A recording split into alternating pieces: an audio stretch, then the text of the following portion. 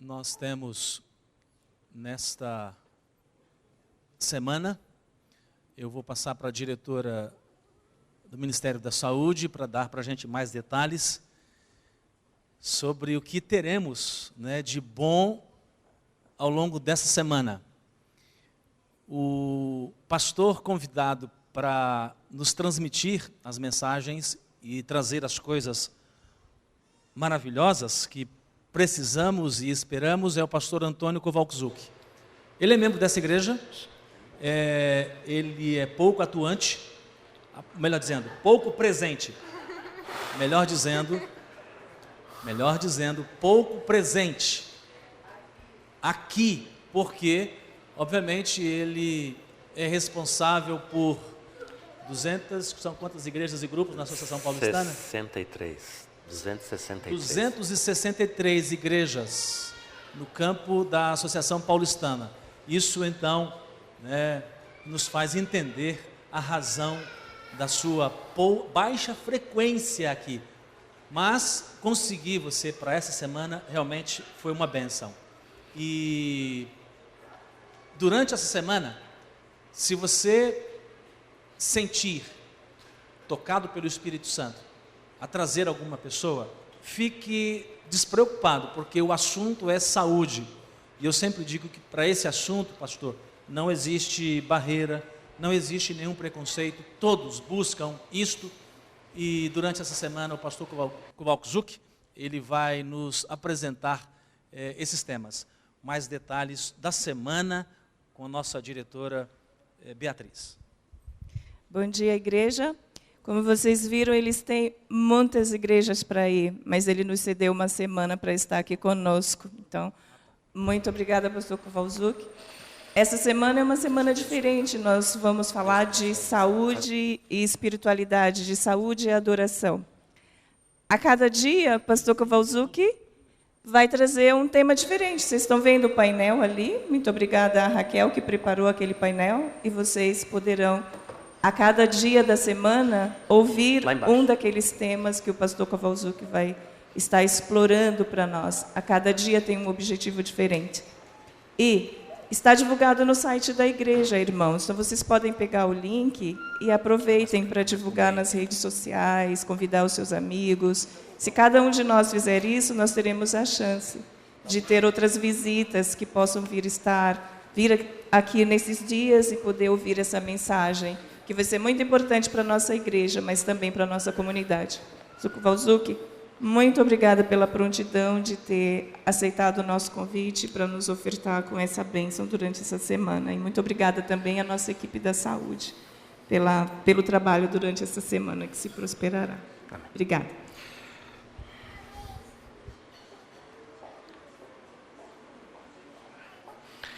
Bom dia. É sempre uma responsabilidade interessante você falar na igreja onde você é membro, né? E principalmente quando a sua mãe está ouvindo e o seu pai, que estão lá me ouvindo. Espero não desapontar vocês hoje e nem essa semana. O pastor Delmiro comentou há pouco sobre se você sentir que deva trazer alguém à igreja essa semana. Eu não quero melhorar a frase dele, mas eu diria assim: se você entender que você deve trazer alguém. Eu vou confessar uma coisa a vocês, que durante pelo menos os 12 primeiros anos do meu ministério, eu decidi não falar sobre esse assunto que eu vou partilhar com vocês nessa semana. Eu decidi isso porque as minhas experiências com esse assunto na igreja, na igreja que eu frequentava, onde eu era membro, no sul do país, elas não foram assim construtivas, vou dizer desse jeito. Parece que esse tema, nessa época, ele era explorado mais num sentido de coercitivo, vamos dizer assim. As pessoas usavam esse tema que é uma verdade, que é um bíblico, mas de uma maneira incorreta. Isso trouxe para mim um sentimento muito negativo com esse assunto.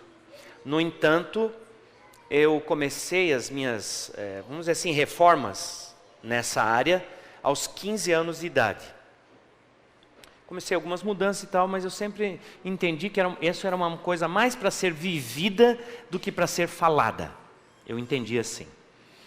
E há não muito tempo, alguns anos, eu compreendi pela palavra de Deus que não é assim. Esse é um assunto para ser falado. Só que ele deve ser falado da maneira correta. Então, eu me proponho nessa semana a fazer com vocês uma coisa que talvez você ainda não viu. Eu me proponho a apresentar esse tema da maneira correta. Eu me proponho a apresentar para vocês o tema da saúde e da adoração no contexto bíblico, como a cosmovisão adventista entende, a cosmovisão bíblica, melhor falando. Então, seria interessante se você dedicar tempo para vir essa semana aqui e entender a razão verdadeira porque nós adventistas somos e cremos do jeito que nós somos e cremos. Vai ser muito interessante para você, como foi para mim. Eu descobri muita coisa boa, importante, o motivo correto das reformas, o motivo porque eu cuido do meu corpo. E você vai ter essa oportunidade essa semana. Eu gostaria, antes de entrar no texto proposto para essa manhã, gastar um pouquinho mais de tempo com oração. Então você poderia apenas fechar os olhos e nós vamos orar. Bondoso Deus, nosso Criador, nós separamos esse momento para abrir a Tua Palavra e deixar que a Tua voz nos fale e promova em nós uma resposta positiva e responsável. Agora, imploramos que o Teu Espírito, que já sabemos está entre nós, que ao movimentar-se aqui nesse lugar, Ele toque a nossa mente, abra o nosso entendimento. E ao fazer isso, queremos humildemente te pedir que as nossas preocupações, as nossas ansiedades, aquilo que nos perturba, aquilo que eventualmente deixamos lá fora, em casa ou no trabalho, que essas coisas não venham atrapalhar a nossa comunhão contigo. Que a nossa mente seja exclusivamente sua agora. E que, embora o Senhor vá usar um instrumento humano e pecador, a tua voz seja, portanto, ouvida. Oramos, rogando o teu perdão em nome de Jesus. Amém. Se vocês quiserem descer, agora é a hora. Eu chamei essa fala, se vocês quiserem descer, agora é a hora. Eu chamei essa fala de a palavra. Tudo na vida do cristão está centralizado nisso, na palavra.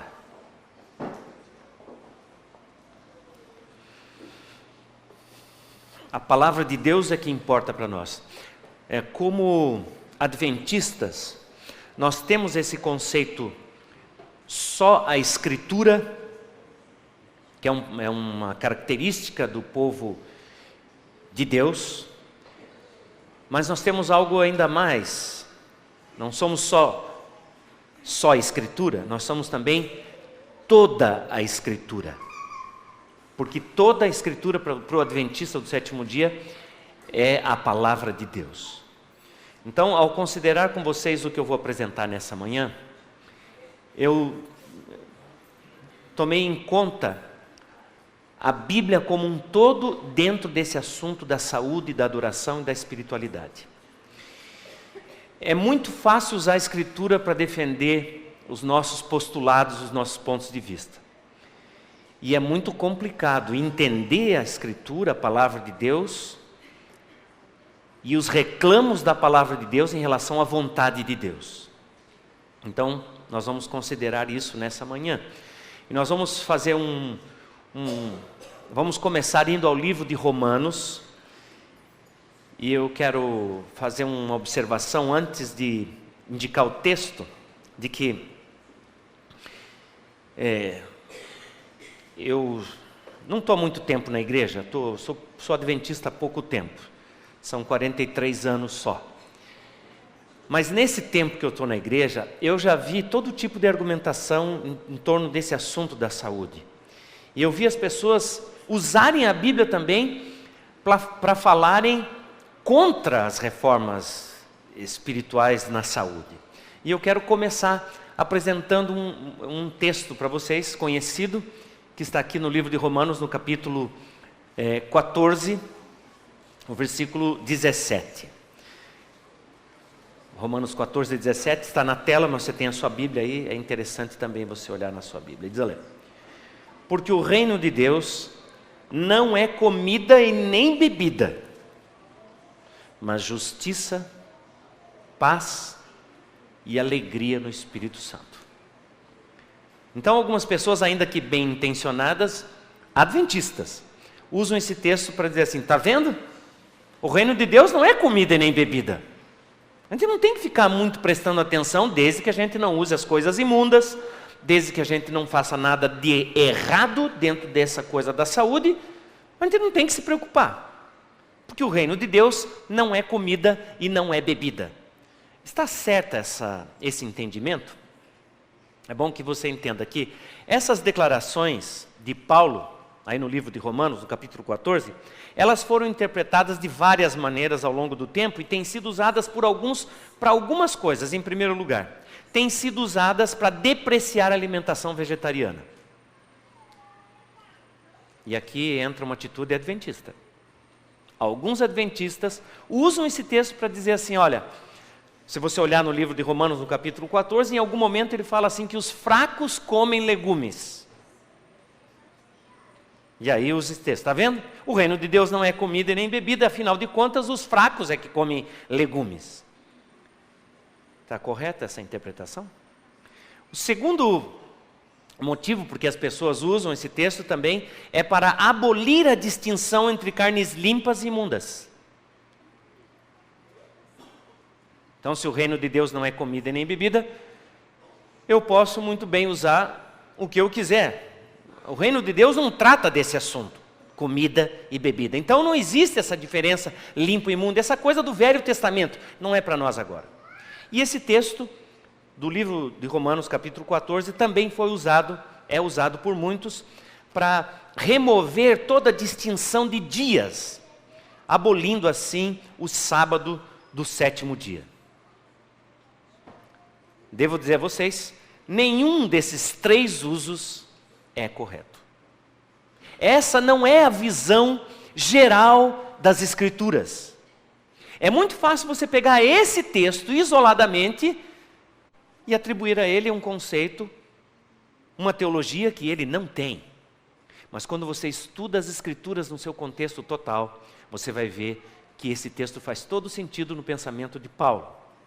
E eu coloco aqui agora uma pergunta que a própria mensageira do Senhor coloca no seu livro Testemunho para Ministros, na página 422, ela pergunta assim: quem são os súditos do reino de Deus? Bom, o reino de Deus nós sabemos não é comida nem bebida, mas alegria, paz e justiça, alegria no Espírito Santo. Mas quem são os súditos desse reino de Deus? E ela responde assim: todos quantos fazem sua vontade. Todos aqueles que fazem a vontade de Deus são os súditos desse reino. Fazer a vontade de Deus, sabemos, na maioria das vezes significa não fazer a minha vontade. Isso em todos os aspectos da vida. Escolher fazer a vontade de Deus, eventualmente, significa sacrificar a minha vontade. Mas ela continua e diz assim: essas pessoas que fazem a vontade de Deus têm justiça, paz e alegria no Espírito Santo. Com certeza são pessoas que vivenciam uma espiritualidade completa, espiritual. Jesus disse em algum momento, quando tentado por Satanás, o livro de Mateus traz essa essa nuance da vida de Jesus. Em Mateus capítulo 4, você tem lá, versículo 4, que Satanás o tentou a transformar as pedras em pães, e Jesus deu essa resposta. Ele disse: está escrito, nem só de pão viverá o homem. Jesus respondeu à tentação de Satanás, transforma essas pedras em pães. E qual é o problema de se transformar pedras em pães?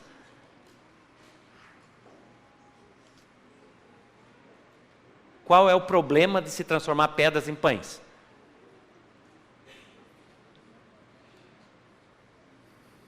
Problema.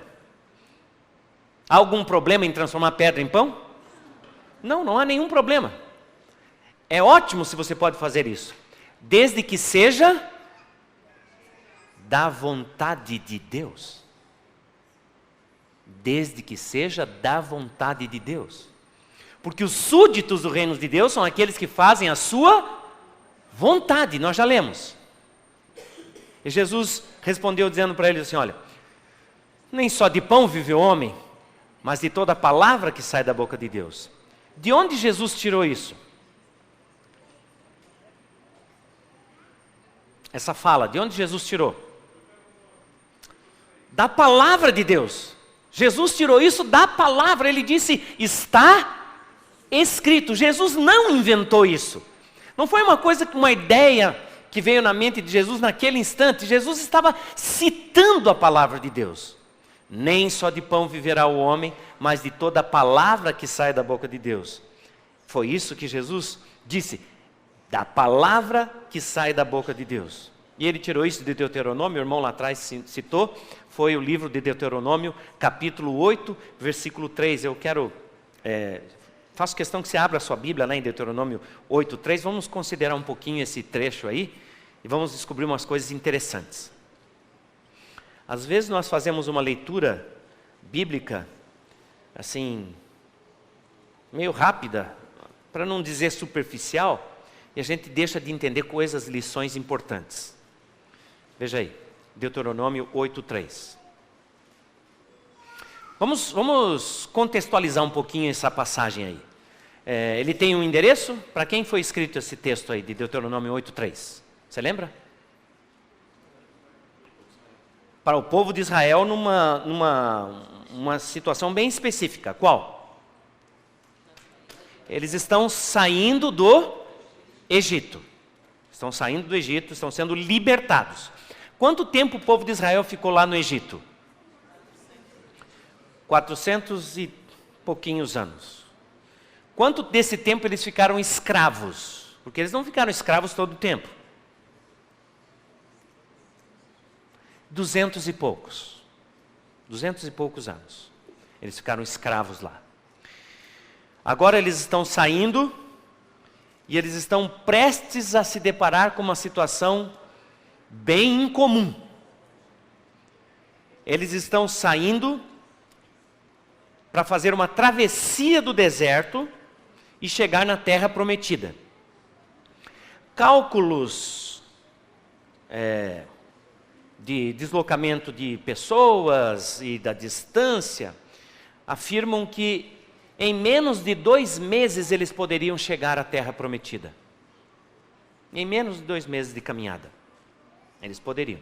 Mas você sabe, eu sei que eles demoraram para fazer essa travessia 40 anos.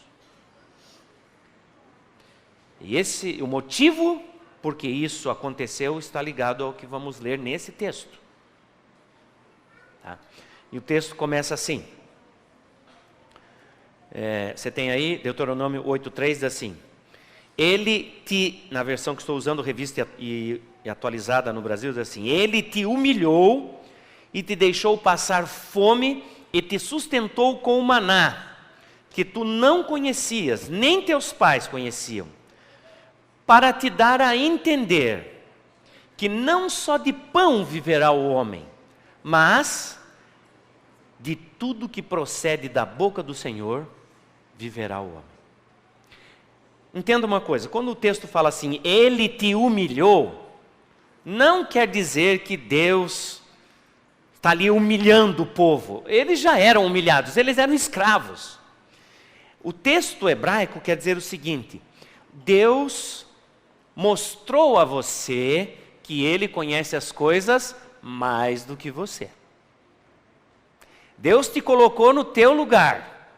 Ele é Deus e você é filho dele. Tá? Entenda essa diferença. É isso que o texto está falando.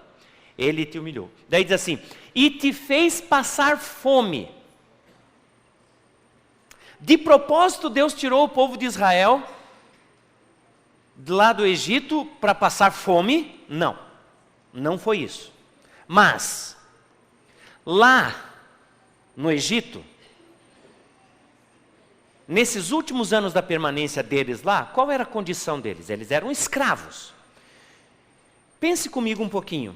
Eles tinham tempo para cuidar da horta deles, da plantação deles? O que você acha? Não, eles eram escravos. Eles tinham tempo de cuidar dos animais deles? Não, eles não tinham tempo. Eles tinham tempo de administrar comércio de alimentos? Não, eles eram escravos. Pense um pouquinho. O que você acha que os israelitas comiam lá no Egito? Pense um pouquinho.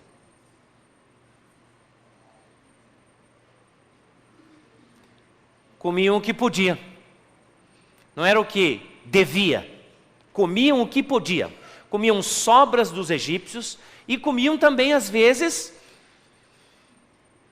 algumas coisas horríveis. Eles estavam trabalhando lá. Se um camelo caía morto de exaustão, adivinha? Eles comiam. Se um roedor passasse dentro da casa deles, eles matavam e comiam. Eles comiam o que podiam, nem sempre o que deviam. Deus os tirou do Egito, e o texto diz que Deus os fez passar fome. O que é isso? Deus fez com que eles sentissem fome? Não, fome não era uma coisa estranha para eles. Deus fez com que eles entendessem que durante o deserto, eles não iam ter absolutamente nada o que comer. Eles não iam ter. Deus não fez promessas. Deus os convidou a atravessar o deserto, e eles estavam conscientes de que lá no deserto, eles não teriam comida alguma a comer. Deus deixou eles bem claro disso. Mas eles, embora soubessem que a privação seria bem maior do que no Egito, eles não ficariam sem ter o que comer. Então o texto diz que Deus os apresentou o maná que nem eles conheciam e nem seus pais conheciam. Simplesmente fazer uma travessia no deserto de mais de um mês com cerca de 3 milhões de pessoas, sem levar alimentação, isso é uma coisa impossível de se fazer. E Deus queria que eles entendessem muito bem que Deus os estava conduzindo para fazer algo impossível. Você quer ver como é que funciona isso? Me diz aí, quais são os ingredientes que você... isso talvez mais as mulheres saibam me dizer. Quais os ingredientes que você geralmente usa para fazer um bolo? Um bolo. Ovos, farinha, leite, fermento, alguma gordura. Açúcar já falei não. Açúcar, fermento já foi falado. Mais alguma coisa? Uma coisa que deu sabor. No caso você está falando do chocolate. Eu não sei por que você fala de chocolate. Ok. Tá bom, uma coisa que deu sabor aqui, ele está falando do chocolate. Pode ser o em pó mesmo? Ou como é que você quer? Gotinha, em pó, ok. Mais alguma coisa que a gente está esquecendo? O sabor, ele escolheu chocolate. Não atrapalhe agora, porque está bom até aqui. Mais alguma coisa? Não? Tá bom assim? Esses são os ingredientes básicos, ok. Se eu dissesse a você que é possível fazer esse bolo tirando daí açúcar, ainda está aceitável? Ainda dá para fazer? Ok? Se eu disser que dá para fazer esse bolo tirando aí o fermento, dá para fazer ainda? Ainda dá, ainda dá. O que a gente já tirou? Fermento e açúcar. Se eu disser que a gente pode tirar aí a gordura também e fazer o mesmo bolo, dá? Ainda dá? Alguns acham que sim, outros que não, então vamos à frente. Se eu disser que para fazer esse mesmo bolo aí a gente tira a farinha, ainda dá? Não. Tira a farinha. Ainda dá? Então o bolo sem esse negócio de o que nós já tiramos? A gordura, o açúcar, o fermento e a farinha. Esse bolo se tornou um bolo impossível de ser feito, né?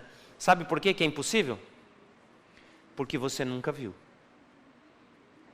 Mas esse bolo existe. Sem o açúcar, sem a farinha, sem a gordura, sem o fermento.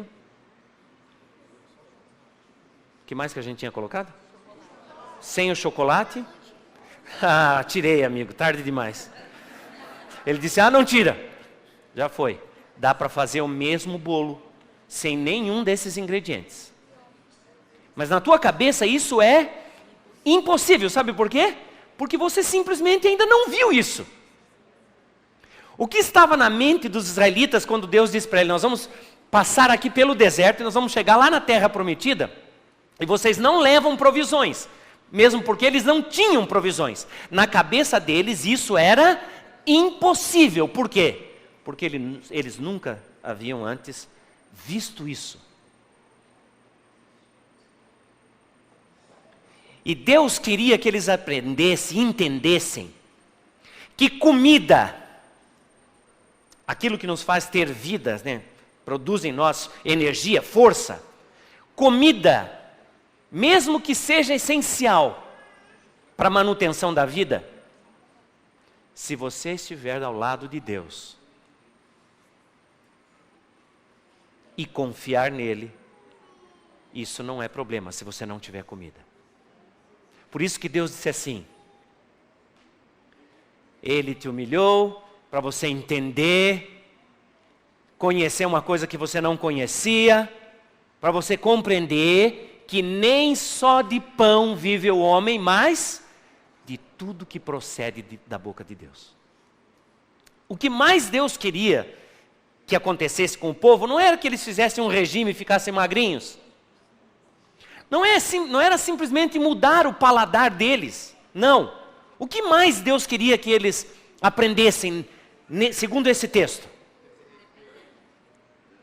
Confiança, dependência de Deus. Para quê? Para tudo que é importante para a sua vida. Confie em Deus para tudo que é importante e essencial para a sua vida. É isso que Deus queria ensinar para eles.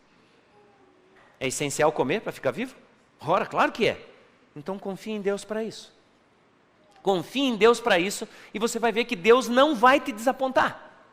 Jesus disse uma vez no livro de João, no capítulo 4, ele mencionou assim: a minha comida consiste em fazer a vontade daquele que me enviou e realizar a sua obra. Eu vivo disso. É mais importante para mim fazer a vontade de Deus do que comer. Esse era o ponto de vista de Jesus. A palavra de Deus era a questão principal para Jesus. Fazer a vontade de Deus revelada na sua palavra. Eu devo dizer a vocês que as coisas não mudaram. Deus ainda está procurando pessoas que tenham coragem de viver de toda a palavra que sai da boca de Deus. E aqui significa que eu vou abrir mão daquilo que não é da palavra de Deus. A vida cristã, conquanto nós estamos aí nesse mundo cheio de coisas que concorrem com a vontade de Deus, a vida cristã é bem simples. A vida cristã consiste em ter coragem de viver de toda a palavra que sai da boca de Deus. É isso.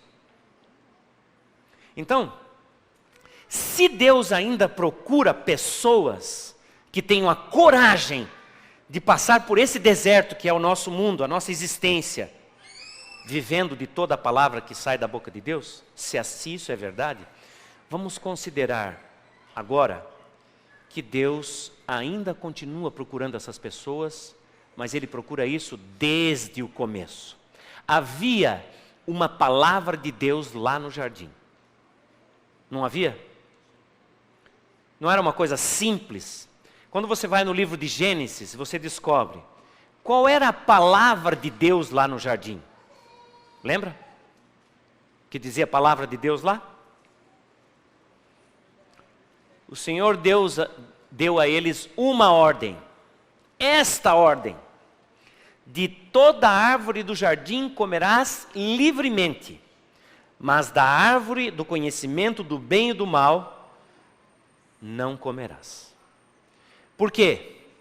Porque no dia em que dela comerdes, certamente morrerás. Certamente morrerás.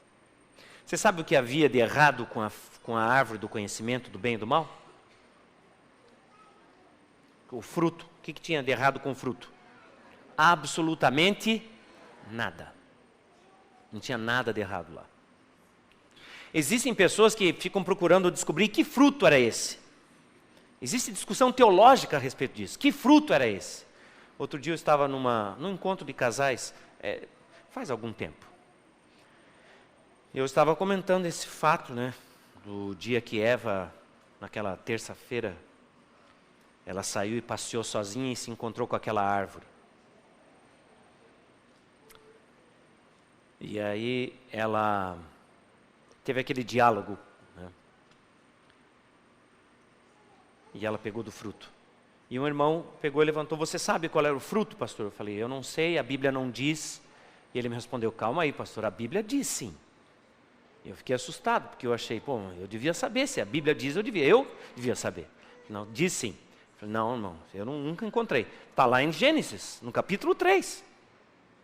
Pode olhar o versículo 6, eu li o versículo 6 e li todo o Gênesis 3. E não achei nada do fruto. Ele falou: não, está aí, pastor. Eu falei: como está aí? Pode olhar, é o coco. Eu falei: como assim é o coco? Está escrito lá que a mulher tomou e comeu. Qual é a única fruta que a gente toma e come?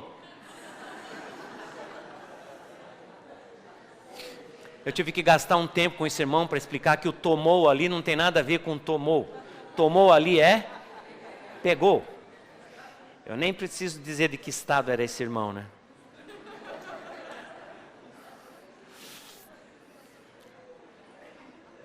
Nesse dia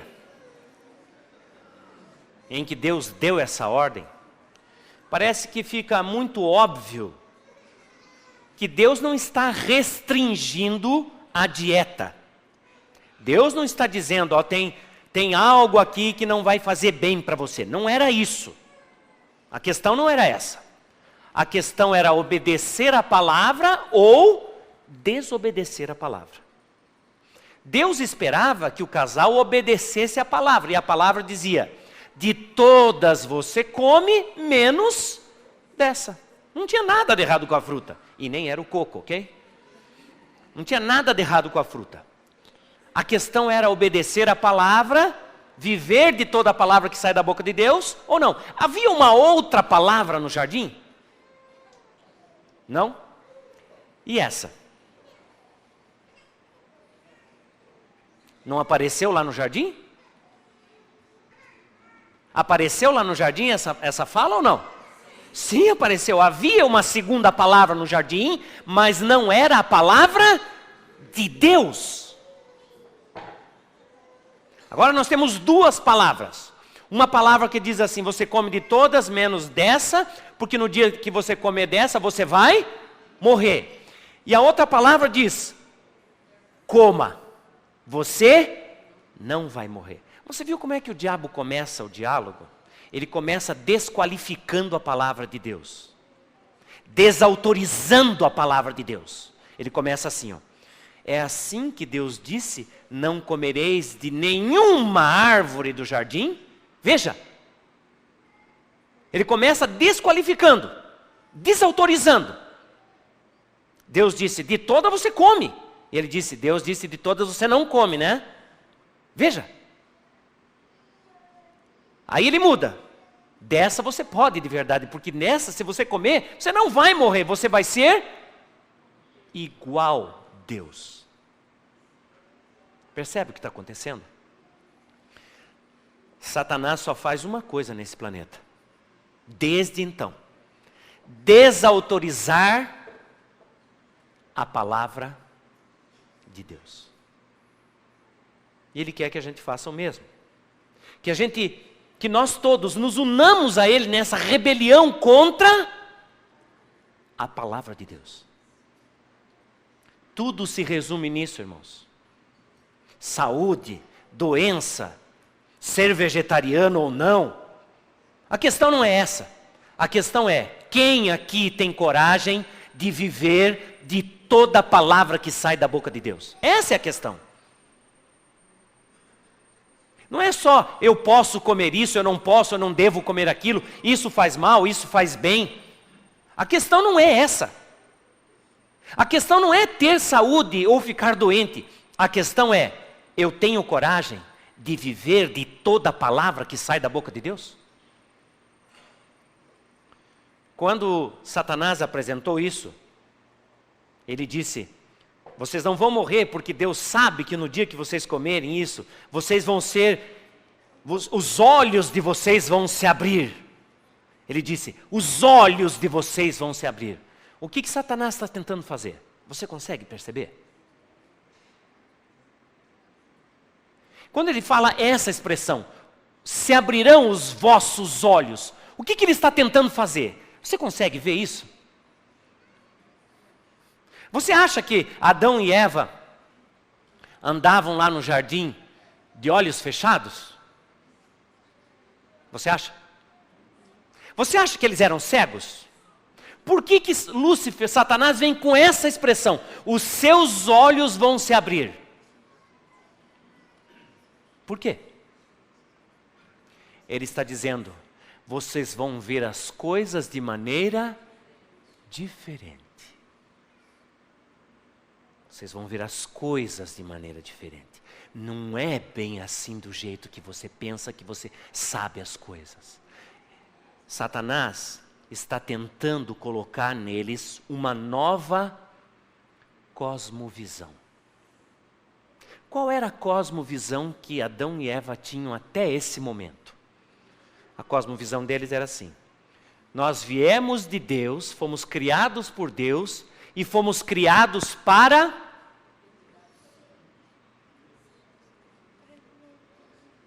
Alguém falou, pode falar mais alto se alguém? Para a glória de Deus. Nós fomos criados por Deus e fomos criados para a glória de Deus. E essas árvores foram criadas para a glória de Deus. E o sol foi criado para a glória de Deus. E as estrelas foram criadas para a glória de Deus. E os animais foram criados para a glória. Era assim que Adão e Eva viam as coisas.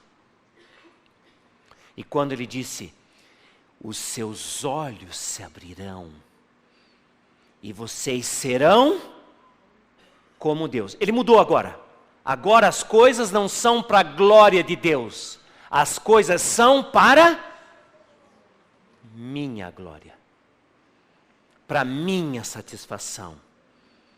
Essa grama foi criado para mim. O sol foi criado para mim. As estrelas foram criadas para mim. E essa galinha foi criada para mim. E essa vaca foi criada para mim.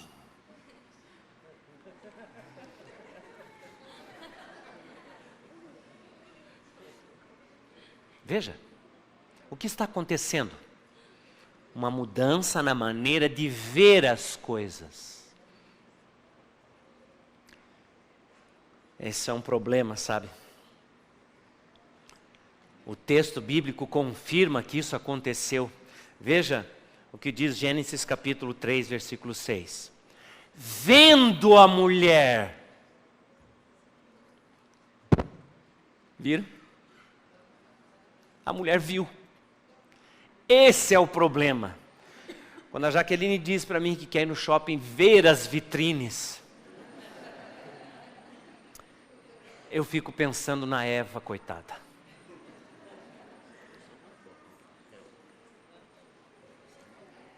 Ver é um problema. Principalmente se você não vê do jeito que Deus vê. O nosso problema é que o nosso jeito de ver, de entender as coisas mudou. Vendo a mulher que a árvore era boa, tomou o fruto, comeu, e pior ainda, deu para o marido e ele comeu.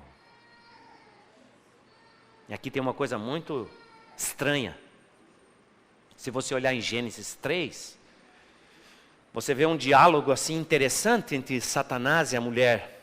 É assim que Deus disse, não comereis. Não, ela disse, não é assim que Deus disse, não. Deus disse que todas nós podemos, mas dessa não podemos. Alguém disse assim, não, Eva era loira. Não tem nada a ver. E mesmo que fosse, ela sabia muito bem qual era a palavra de Deus. Ela sabia. Ela não estava confusa. Ela não estava passeando com o Adão ali, naquele dia, e chegaram na frente, é essa árvore? É essa ou é aquela? Eles estavam confusos? Não. Eles sabiam muito bem qual era a árvore. Não tinha nenhuma confusão. Eles tinham a visão de Deus, da palavra de Deus. Isso ia mudar. E quando muda, depois que ela dialoga com Lúcifer, e Lúcifer faz ela ver uma coisa diferente, e é interessante quando você vai no Espírito de Profecia, no livro Patriarcas e Profetas, no capítulo que fala sobre a queda do homem e da mulher, quando você lê esse capítulo, diz assim, que quando ela comeu, ela pensou que sentiu alguma coisa diferente. Ela pensou, ela não sentiu nada de diferente. Não aconteceu nada. Ela não começou a ter ruga, ela não começou a ficar cansada, nada disso. Ela não sentiu nada. E muito menos sentiu que ela estava melhor. Não. Ela não viu nada de melhora. Ela só pensou. Ela comeu, não aconteceu nada. Aí ela pegou a fruta. Veja como é que está em Gênesis. Diz que ela foi lá e deu para o marido. Não teve diálogo nenhum. Ela chegou lá para ele.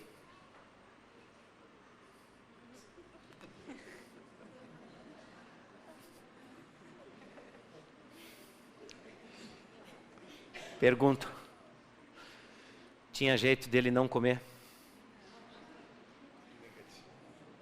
Não tinha. E quando você lê Patriarcas e Profetas, você vai ver assim, ó. Assim que Eva pecou, ela se transformou na mais poderosa arma de Satanás. Coitado do Adão. Coitado de nós homens.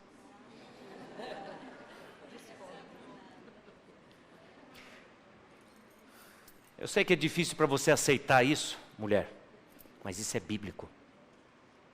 Nós somos muito mais fracos que as mulheres, principalmente em relação a tentações. É bíblico, não estou inventando nada. Eu podia discorrer esse assunto com vocês aqui 1 hora, não é o objetivo agora. Mas o fato é que se você é Satanás, quem que você ataca primeiro, o mais forte ou o mais fraco do casal? É o mais forte. Eu acredito que se fosse o contrário, se Adão tivesse comido primeiro, e daí ele fosse lá com a fruta para Eva, ela ia dizer para ele assim, rapaz, você entrou numa fria e Deus já está vindo aí. Mas eu tenho tranquilidade em pensar assim. Você está numa fria e olha, já está vindo o pôr do sol, Deus está vindo aí.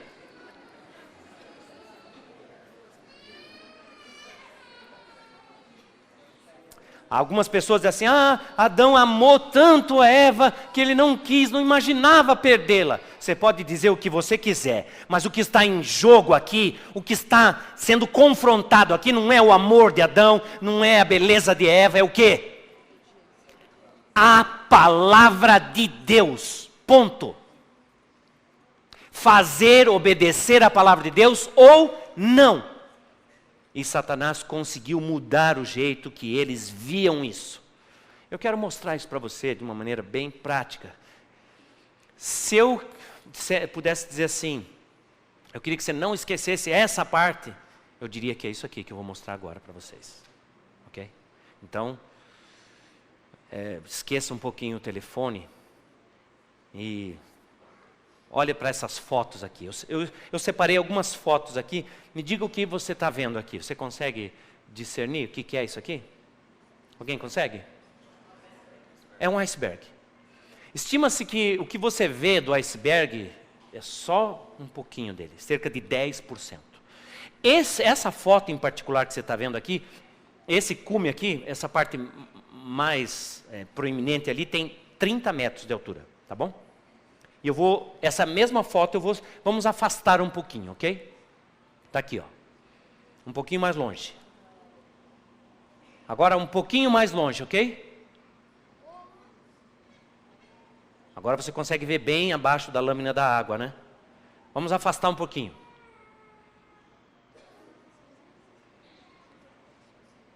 Essa aqui é a foto original. Tamanho original. Nós somos assim. Nós somos desse jeito. O que você está vendo de mim é só a pontinha do iceberg. Você está me vendo aqui de paletó, gravata, bonitinho. Jaqueline me conhece um pouquinho mais profundamente, mas ainda ela não conhece tudo de mim. Só tem um ser nesse universo que me conhece inteiro. Profundamente. Nós somos assim, e essa parte da nossa vida, isso que a gente consegue mostrar para os outros veem, é isso aqui, a pontinha só. E o que nós vemos nas pessoas, e o que eu mostro para as pessoas a meu respeito, é apenas o meu comportamento. É o que você vê de mim. Mas tem algo mais abaixo, que existe em mim, que determina como é esse meu comportamento. Essa parte um pouco abaixo, que eu marquei ali, que nós chamamos de valores. Os meus valores determinam como será o meu comportamento. Vou exemplificar de uma maneira bem prática. Cita um valor para mim. Um valor, um valor. Não. Vocês estão falando de objetos e dinheiro, isso não é valor para mim. Honestidade. Eu não sei por que acontece isso. Vou partilhar isso com vocês, porque vocês são a minha igreja, ok? Eu sou membro aqui. Mas, em geral, quando eu faço essa pergunta, é a primeira resposta que vem a esse negócio, honestidade. Eu já estou cansado de dar esse mesmo exemplo, mas sou forçado. Ok. Honestidade é um valor. Por causa desse valor, vamos dizer assim, eu fui ao supermercado, fiz uma compra bem pequenininha e dei para a moça uma nota de R$20 para pagar essas minhas compras. Ela está tão ocupada e tão sobrecarregada que ela faz um troco para 50. E ela me devolve, porque as notas são meio parecidas, né? Diz que mudou agora a nota de 50, o bicho mudou, né? Que é um outro bicho agora, né? É um javali, né? Sabia? Javali. Agora não vale. Aí, eu dei a nota de 20 e ela me deu um troco para uma nota de 50. E eu pego e vejo aquele troco de 50 e penso assim, Deus me abençoou. Põe no bolso e vou embora, certo? Não. Por causa desse valor honestidade, eu digo, moça, tem alguma coisa errada aqui, eu te dei uma nota de 20. Não é assim? Para todas as pessoas dentro desse auditório aqui, é sim. E os anjos estão dizendo, amém, Senhor. É por causa desse valor. Esse valor, honestidade, determina como será o meu comportamento. Mas o que determina quais são os meus valores? É uma parte que está um pouquinho abaixo. O que é isso? O que seria isso que determina o que é um valor para mim e o que não é? Que honestidade é um valor e celular para mim não é um valor. É, sério. O que é isso? É a minha cosmovisão. É a maneira como eu entendo de onde eu vim, por que eu fui criado, por que eu estou aqui e para onde eu estou indo.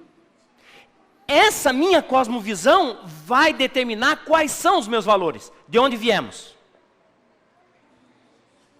Somos filhos de Deus, fomos criados por Deus. Por que nós somos criados por Deus? Para que existimos? Para a glória de Deus. Para a glória de Deus. Nós existimos para isso. É verdade que nós estamos vivendo esse lapso do pecado, mas de verdade, nós estamos indo para onde?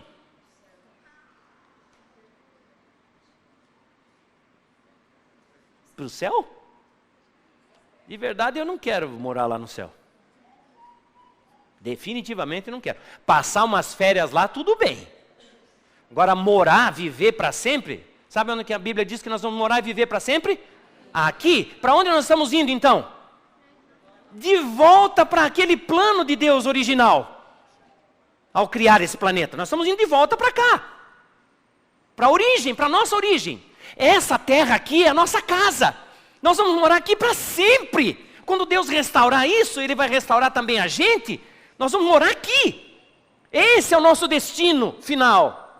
Então o sentido da minha vida não é me afastar da palavra de Deus. O sentido da minha vida, embora o propósito primeiro de Deus para mim esteja lá, num futuro, o propósito da minha vida é caminhar em direção a esse propósito. É viver em direção desse propósito. E enquanto eu estou vivendo aqui, eu sou determinado a viver de toda a palavra que sai da boca de Deus. Esse mundo é o meu deserto. E eu confio em Deus ou não confio? Eu confio em Deus ou não confio? Então, quando você pensa em saúde, em reforma de saúde, a questão não é saúde. A questão não é ter doença ou não ter doença. A questão é, eu tenho coragem de viver de toda a palavra que sai da boca de Deus, independente da minha gosto, da minha vontade, do meu apetite, dos meus desejos? Eu tenho essa coragem? Porque é essas pessoas que Deus está buscando. É essas pessoas que vão fazer a diferença. Vocês sabem, os nossos irmãos evangélicos, eles dizem que esse mundo vai ser destruído. Sabiam disso? Eles dizem isso. Esse mundo vai ser destruído. Mas quando você diz que esse mundo vai ser destruído, o que você está dizendo também? Você está dizendo que Deus, o plano de Deus, para fazer desse lugar a nossa casa, furou. E se um plano de Deus furou, Deus não é Deus. Deus é qualquer coisa menos Deus. Acontece que o plano de Deus não furou. Deus vai refazer esse mundo como ele era lá no começo. Igualzinho. E vai nos transformar também. Então, esse mundo vai ser de novo aquele jardim fantástico. Os animais vão voltar a ser como eles eram, assim que eles foram criados. Vai ser assim. Nós vamos viver nesse mundo também, da mesma maneira, felizes, como o primeiro casal era feliz. Se nós tivermos a coragem de viver de toda a palavra que sai da boca de Deus. Nós vivemos nesse lapso, desde o dia que ela saiu naquela terça-feira, encontrou aquela árvore, e que eles foram expulsos do jardim, mas nós estamos indo de volta para a casa do nosso Pai. Nós estamos indo para lá. E Ele vai nos receber nesse mundo, como moradores de um mundo perfeito. Todas as pessoas que entrarem nesse novo mundo perfeito, vão entrar pela graça de Deus, exclusivamente. É a graça de Deus que carimba o nosso passaporte para estar lá. Mas o meu comportamento hoje, e os meus valores hoje, e a minha cosmovisão hoje, determina o sentido da minha vida. O sentido da minha vida é para lá hoje? Ou o sentido da minha vida é nesse mundo? Muita gente acredita assim, bom, eu sou um miserável pecador e um dia Deus vai fazer um milagre e vai transformar as minhas vontades. O Espírito Santo vai, nesse dia em que num abrir e fechar de olhos eu for transformado, eu também vou deixar de gostar das coisas que hoje eu gosto. Amigo, amiga, devo dizer a você, isso não vai acontecer.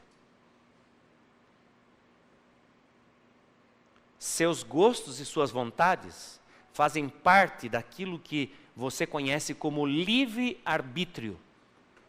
E isso significa que é a sua escolha que vai fazer você mudar seus gostos e suas vontades. E olha, eu vou dizer uma coisa bem rápida aqui, para você entender como é que funciona isso. O nosso apetite, o nosso gosto pelas coisas, ele muda o tempo todo. Você não era assim. Você não gostava do que você gosta. Quer ver uma coisa? Qual era a comida que você mais gostava quando você era recém-nascido? Você sabe? Leite de mãe. O Bernardo ainda come isso? Já começou a comer mais algumas coisinhas sólidas. Mas ele gosta disso ainda, né? Gosta, eu sei que ele gosta. E é horrível. Quando a minha filha mais nova nasceu, eu olhava que ela... Quando ela ia principalmente tomar banho, e a Jaqueline se debruçava em cima da banheira para dar banho nela, e eu olhava que a menina não tirava os olhos da comida. Ela ficava daquele jeito e meio que chorando, meio, sabe, ansiosa assim. E quando isso acontecia, que a menina ficava ansiosa, uma outra coisa acontecia. O leite começava a vazar. E aí a menina sentia o cheiro e ela começava a berrar. Eu pensava assim, esse negócio deve ser muito bom. Deve ser uma delícia. Eu conversei com a Jaqueline, assim, no momento em que nós estávamos só nós, a menina não estava para atrapalhar. Eu disse, olha, você podia me dar um pouco dessa coisa aí para eu experimentar? Ela disse, claro. E ela arrumou um copo, que ela tinha muito leite. Eu não vou falar o que vocês estão pensando. Ela tirou um pouco de leite dela mesmo. E um pouquinho só no fundo do copo, um dedinho, talvez menos. E eu peguei aquilo e pensei, olhei assim e pensei, bonito já sei que não é. Parece o que é aquilo negócio? Parece uma água de arroz cozido, só que bem rala. É bem assim. Parece uma água suja, na verdade, mas só que não é sujeira, é uma sujeira branquinha, sabe? Aquilo. Aí eu dei uma cheirada. O cheiro é de uma coisa muito doce. Falei, aqui tudo bem. E eu peguei e pensei assim, vou degustar, saborear. Então eu fui virando aos pouquinhos, e quando entrou a primeira porção na minha boca, eu falei, degustar não vai dar, eu vou tomar tudo logo de uma vez, para não ficar com vergonha aqui. Pá, pus aquilo e tomei, horrível. Eu não entendi como é que a menina gostava tanto daquilo. Só que esse era o meu gosto quando eu era criança também. Era o seu, era o de todos nós. Mas com o passar do tempo, o nosso paladar, o nosso apetite mudou. E está mudando, constantemente mudando. Com aquilo que você se expõe e experimenta, aquilo vai passar a ser parte do seu paladar. Tanto para coisa ruim quanto para coisa boa. Se hoje você não gosta de vegetais, é porque o seu paladar ainda não está adequado a ele, mas ele pode mudar. Se você não gosta, por exemplo, de beber água, você só quer beber suco, saiba, isso pode mudar. Aliás, de verdade, essa é a única mudança que Deus espera que você mesmo faça. Uma adequação àquilo para a qual Deus te criou. E essa transformação, nós chamamos de santificação. E é exatamente isso que nos recoloca no plano de Deus, no qual Jesus um dia vai abrir as portas da cidade de Pérola e vai nos receber lá. Mas saiba, entenda que os motivos pelos quais você obedece a Deus é que são importantes. Tenho eu coragem de viver de toda a palavra que sai da boca de Deus? Ou eu sou simplesmente alguém que acho legal vir à igreja? Eu acho legal ter uma vida assim, religiosa. Mas de verdade eu prefiro fazer a minha vontade? Sou eu assim? Saiba que na balança de Deus, é isso que pesa. Os seus motivos. E hoje é o dia de irmos para a balança do Senhor. Hoje é o dia. E é isso que nós vamos cantar agora. Nós estamos na balança do Senhor.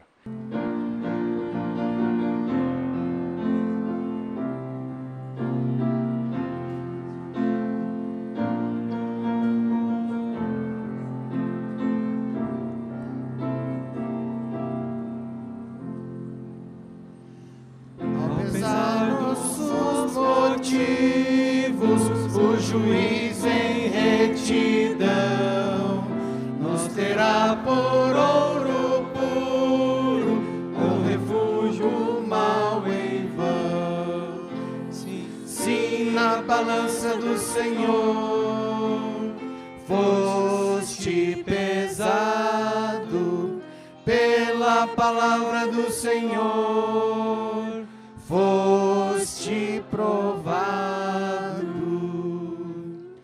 O Senhor irá dizer-nos: bem está, servo fiel.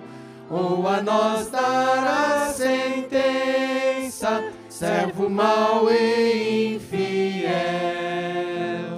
Sim, na balança do Senhor foste pesado, pela palavra do Senhor foste aprovado.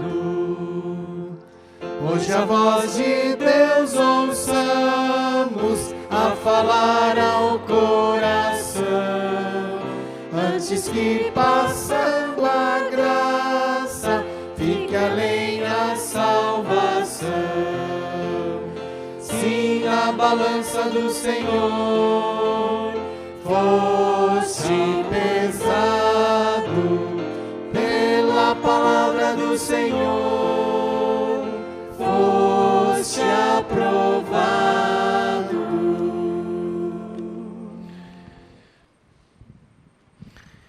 Bendito Deus, nosso Pai, nosso Criador, humildemente nos postamos diante da Tua Palavra com o desejo de viver de tudo que procede da Tua sagrada boca. Entendemos pela Tua Palavra, Senhor, que podemos confiar plenamente em Tua providência para que vivamos uma vida de sucesso, uma vida próspera, mas muito mais, uma vida de espiritualidade completa. Por isso, Senhor Deus, decidimos deixar as nossas escolhas se moldarem à Tua vontade do que ao contrário. Queremos nessa hora, Senhor Deus, reafirmar a nossa fé na Tua Palavra e o nosso desejo de Te obedecer. E o fazemos em nome de Jesus. Amém, Senhor.